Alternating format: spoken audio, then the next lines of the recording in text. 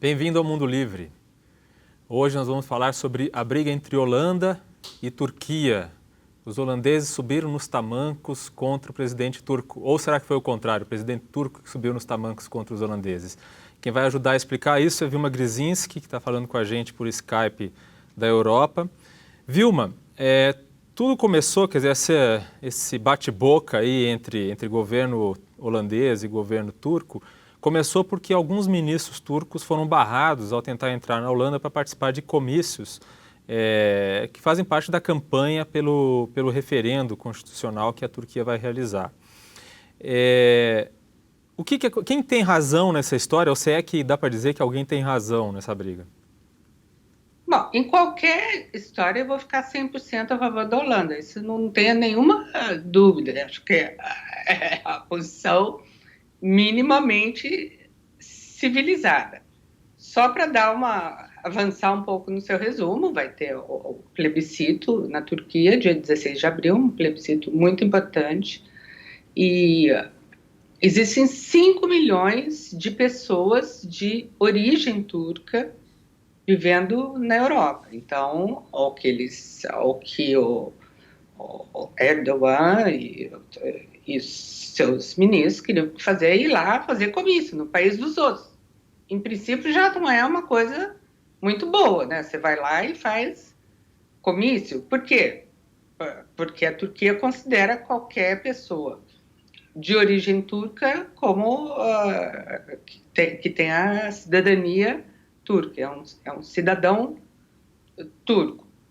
Fala por Skype, né? Nós estamos falando, né, Diogo? Não precisa... Mas eles estavam... Isso já é mais ou menos uma tradição, já aconteceu em ocasiões anteriores. Ocorre que agora os dois países, primeiro foi a Alemanha e depois foi a Holanda.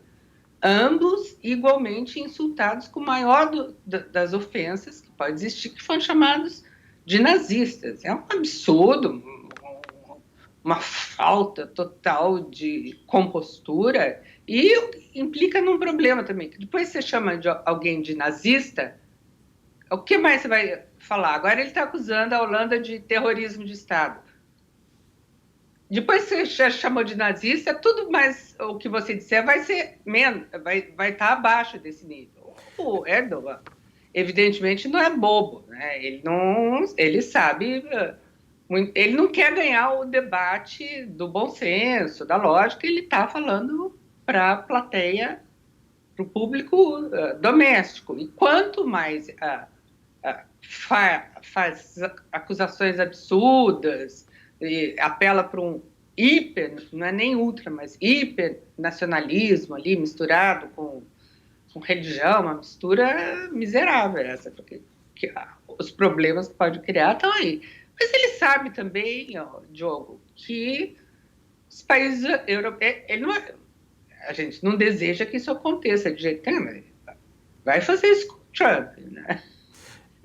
Aí ele sabe que os países europeus ali reclamam, a Dinamarca teve uma atitude muito digna, suspendeu uma visita do primeiro-ministro da Turquia, mas ele sabe que que isso vai passar e todo mundo vai procurar ali uma situação de acomodação. A Europa hoje está mais para poodle, né, Ju? Mais para poodle do que pastor alemão, é isso? Mas a Holanda ali soltou os cachorros, você viu, né? Os policiais, quer dizer, teve manifestações de imigrantes turcos na Holanda e aí teve quebra-pau, é isso? Vamos só dar uma resumida na situação. Tem mais ou menos 200 mil turcos nascidos na Turquia, na Holanda, mais 200 mil de filhos de turcos. E no total, como eles não contam todo mundo, são 700 mil pessoas que falam turco. Então, é um volume considerável para um país de 16 milhões de habitantes.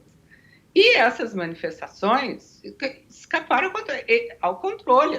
A polícia, dessa vez, soltou literalmente os cachorros? Jato d'água, usou cachorro, mas os policiais também foram atacados. Vamos lembrar disso, levaram chute, policial. Teve uma foto que a gente mostrou agora há pouco que mostrava exatamente isso. A gente pode até mostrar de novo a foto do manifestante chutando o policial caído, não é isso? Manifestante que estão explicitando que é um problema complicado, né? Eles estão deixando claro que a lealdade, o compromisso deles é com a Turquia, não é com a Holanda, o país onde eles vivem e a maioria tem a cidadania, né? Vilma, o Erdogan ele expulsou o embaixador holandês na Turquia, proibiu os voos holandeses de passarem pelo espaço aéreo turco. E agora, mais recentemente, ele fez uma acusação, quer dizer, ele talvez tenha relembrado um caso, que foi um caso de um massacre na Guerra da Bósnia, em que milhares de muçulmanos foram massacrados, né? Acusando os holandeses de terem participação nisso. O que exatamente aconteceu nesse episódio e Erdogan está exagerando nessa acusação? Os holandeses estavam ali como uma força de paz. E eles realmente não tinham nem mandato, nem condições, e é possível que eles tenham pecado pela inação, porque, você sabe, o exército da Holanda é treinado para não atirar. Tá? Hoje em dia, os exércitos modernos, europeus, da Alemanha, tudo, as regras são muito severas. E a situação ali na Bósnia era extremamente complicada. Os holandeses podem dizer que não tinham mandato para defender a população civil. Mas é mais um insulto que o Erdogan tira ali da sua sacola de ofensas, né? Vilma, é interessante... De novo para o público interno. Né? É interessante porque nesse episódio a gente vê o interesse eleitoral nos dois países, né? Porque o Erdogan está jogando para a plateia porque ele tem um referendo para ser aprovado, referendo constitucional que aumenta os poderes presidenciais. O Erdogan é presidente. Muda o sistema, passa a ser presidencialismo. Passa a ser presidencialismo em vez de parlamentarismo, né? O Erdogan, que tem uma estratégia ali muito parecida com a do Putin, né? Ele tinha essa estratégia de ficar alternando entre cargo de primeiro-ministro e de presidente para estar sempre em alta. E agora que ele é presidente, que no sistema parlamentarista é um posto mais cerimonial, digamos assim, apesar de que no caso dele, ele que dá as cartas, ele daria de fato mais poder para o cargo que ele tem. E no caso da Holanda, também tem uma eleição muito complicada, porque é uma eleição em que a extrema-direita, a direita xenófoba, digamos assim, está em alta. Quer dizer, eu queria que você comentasse um pouco isso, porque para o governo holandês, porque o primeiro-ministro está tentando a reeleição, é muito importante que ele não passe recibo de ser fraco com imigrantes ou com estrangeiros, porque ele tem um eleitorado importante que vota no Geert Wilders, e ele pode, enfim, querer roubar alguns desses votos. Eu queria que você explicasse um pouco esse jogo. Bom, é um jogo que funcionou para o Mark Rutte. Segundo as pesquisas, a gente não acredita mais em pesquisa, né, Joe? Não dá mais para acreditar, tem em país nenhum do mundo. Mas ele, além da atitude dele, de não ter permitido... Vamos só reconstituir. No caso do ministro das Relações Exteriores, a Turquia estava falando, ele vai, e o governo holandês que não aceitava que ele fosse. E o Erdogan forçou a barra, mandou o cara entrar no avião e ir para a Holanda. Tá, os holandeses podiam ter deixado ele descer e levado preso, né? Seria uma situação um pouquinho mais complicada. O que eles não querem? O que o Rutte, que está disputando amanhã a sua sobrevivência como primeiro-ministro, não queria. O que acabou acontecendo, mas a atitude forte dele funcionou. Não queria que aparecesse aquele monte de gente com bandeira da Turquia gritando lá Akbar, né? Uhum. Isso acabou acontecendo, mas por causa da atitude de repressão, teve uma atitude repressiva, O Rutte subiu um pouco nas pesquisas, aparentemente ele vai continuar mantendo. A Holanda é bem fragmentada.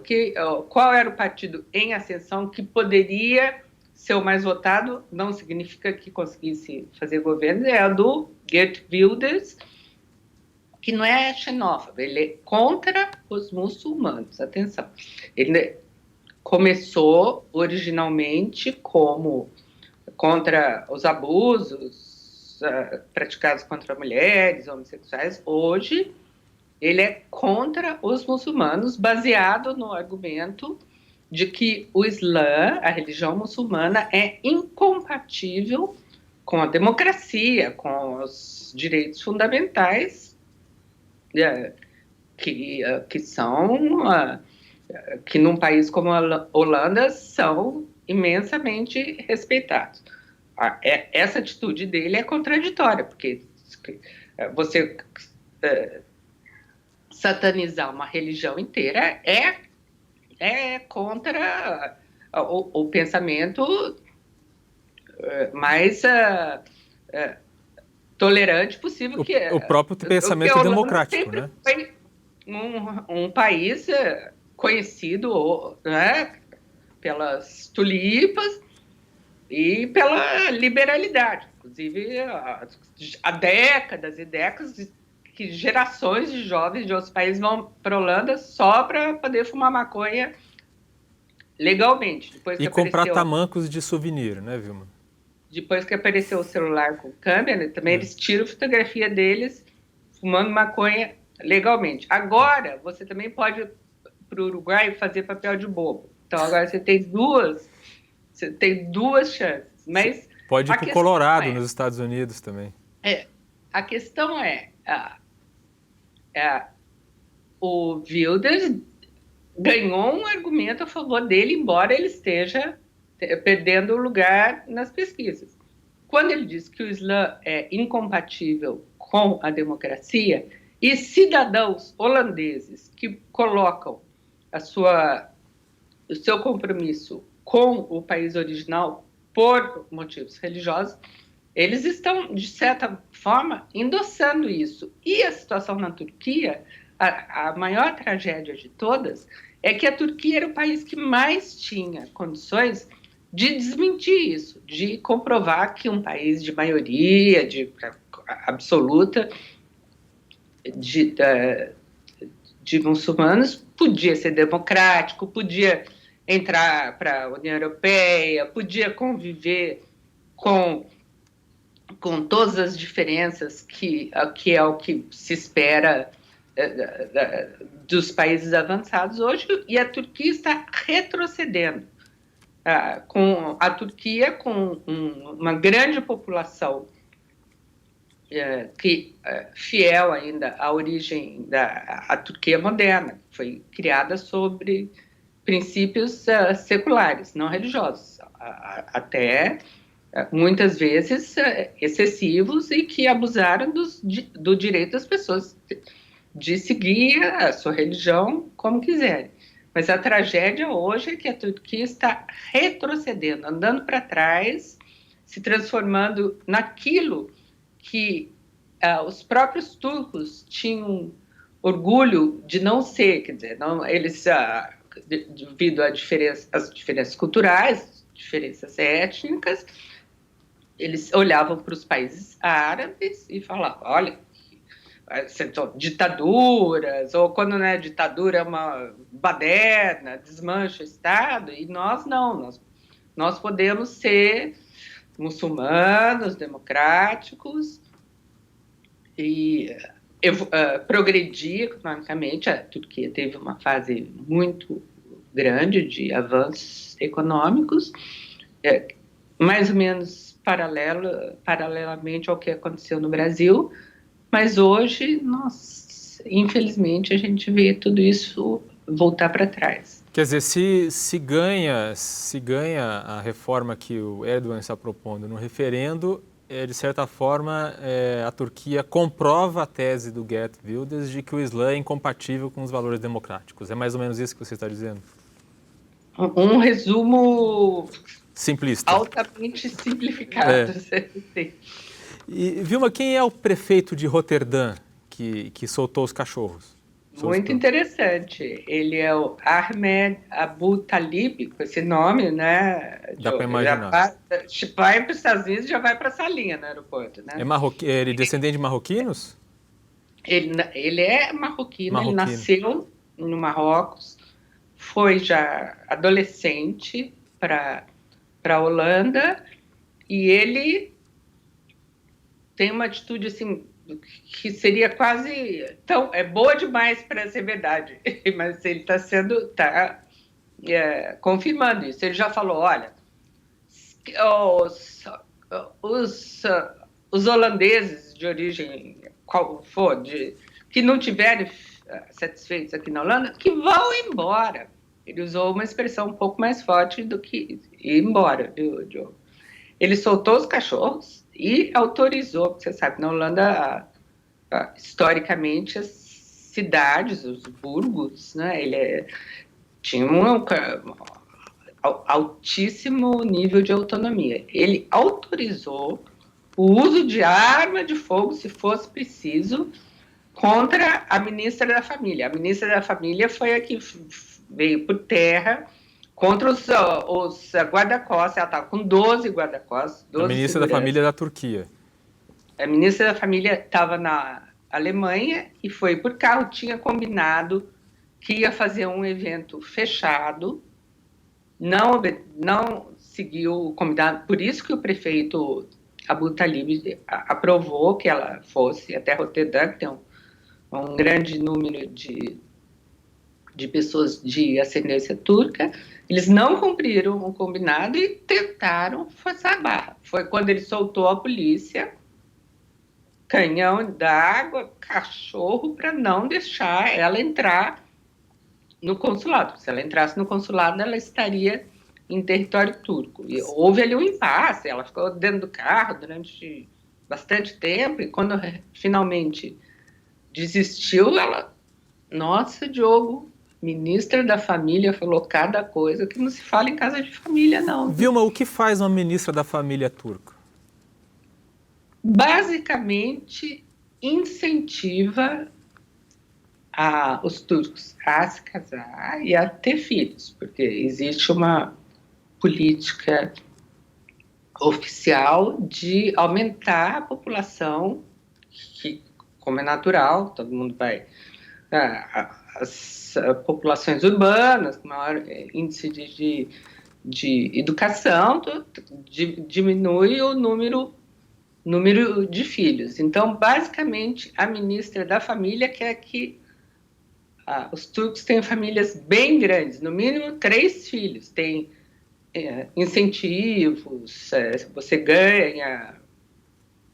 Se você for universitário, por exemplo, as suas bolsas, essas coisas são zeradas. Se você imediatamente tiver filhos, essa ministra da Família, que é uma mulher de altíssimo nível de instrução, ela é engenheira de computação, formada em medicina, mas ela quer basicamente que os turcos tenham filhos, e o Ministério da Família já fez uma propaganda assim abominável sobre as pessoas solteiras, que até lembrou um pouco o Estado Islâmico.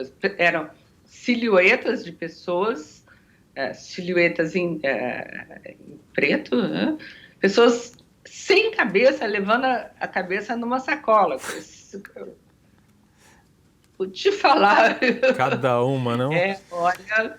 Vilma, tem uma coisa interessante que é o seguinte: além das acusações e dos impropérios que o Erdogan proferiu ali contra o governo holandês, ele também fez uma chantagem, que é uma chantagem que ele já usou outras vezes, que é a chantagem de abrir as comportas e soltar os refugiados para inundar a Europa. Essa é a maior carta na manga que ele tem. A Turquia tem um acordo com a União Europeia para conter os refugiados que estão, em sua grande maioria, alojados ali ao longo da fronteira da Turquia com a Síria, mas que passavam pelo território turco em direção à Europa, né? Quer dizer, essa carta o Erdogan vai manter por muito tempo e vai ser muito útil para ele para fazer pressão sobre os europeus, não é? É por isso, inclusive, que